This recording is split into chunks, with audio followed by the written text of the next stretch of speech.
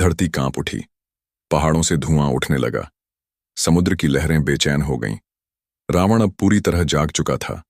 उसकी आंखों में सुनहरी चमक थी, मगर वह चमक दया की नहीं, बल्कि अंधकार की भूख से भरी थी। चारों ओर खबर फैल गई। साधु, संत, राजा और आम इंसान सब समझ गए कि प्राचीन काल का आतंक लौट आया है। गुरुकुलों में हलचल मच गई। कुछ गुरुकुलों ने यह प्रण लिया कि वे रावण का सामना करेंगे, जबकि कुछ ने सोचा कि रावण की शक्ति के आगे झुकना ही बेहतर है। धीरे धीरे अच्छे और बुरे गुरुकुल बनने लगे। इसी हलचल के बीच शून्य देवता के बनाए दो क्रिस्टल अपनी किस्मत के मालिकों को खोजने निकले। रावण और अच्छे शेर की टक्कर जंगल के बीच। सुनहरी आभा में लिपटा एक विशाल शेर खड़ा था। उसकी आंखों में करुणा थी, लेकिन उसकी दहाड़ इतनी गूंजदार कि पेड़ों की जड़ें हिल उठीं। रावण धीरे धीरे आगे बढ़ा। उसकी लंबी परछाई जमीन पर फैल गई। शेर गरजा, रावण, तू इस क्रिस्टल के योग्य नहीं है।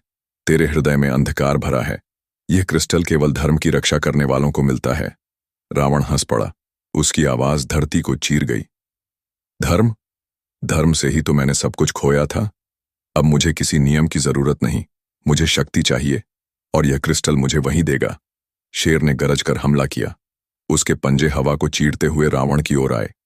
रावण ने अपने 10 सिरों से एक साथ मंत्र उच्चारण किया और आकाश से बिजली गिर पड़ी। शेर ने उसे झेल लिया, लेकिन उसकी सुनहरी आभा थोड़ी फीकी पड़ गई। लड़ाई लंबी चली। शेर ने अपनी दहाड़ से रावण को कई बार पीछे धकेला, मगर रावण की हंसी और भी डरावनी होती गई।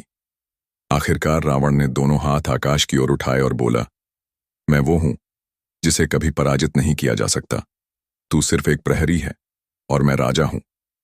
उसके शब्दों के साथ काली ज्वालाएं उठीं और शेर को दबाने लगीं। शेर ने अंतिम दहाड़ लगाई, मगर रावण ने उसे जंजीरों की तरह बांध दिया। धीरे धीरे अच्छाई का क्रिस्टल शेर के माथे से निकलकर रावण के हाथ में आ गया।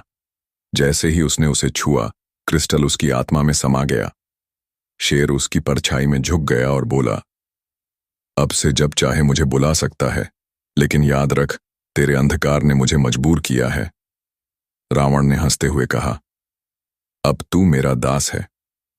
आरव और बुरे शेर की मुलाकात। दूसरी ओर आरव अकेला भटक रहा था। उसके मन में